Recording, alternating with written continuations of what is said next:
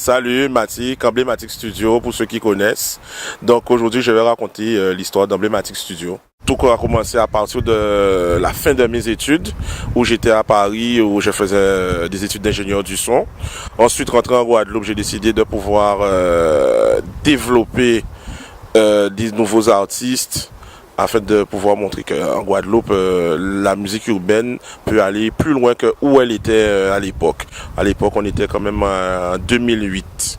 Donc à partir de là, j'ai essayé de créer le label, créer le studio, construire tout ce qu'il fallait par rapport à la structure, ce qui a été très très difficile et j'ai trouvé de nombreuses portes fermées et beaucoup de personnes qui ne m'ont pas ou n'ont pas voulu me donner les bonnes directions et les coups de main qu'il fallait.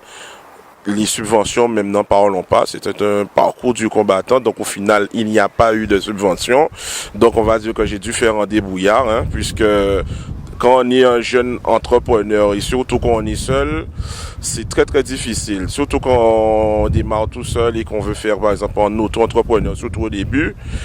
Il n'y avait aucune aide, chaque dossier, même super carré, quand tu l'emmènes, il y a toujours un petit souci, il y a toujours un frein, ça peut être très très démotivant. Donc au final, j'ai décidé de le faire sans avoir recours à une subvention ou l'aide de qui que ce soit, donc par mes propres moyens.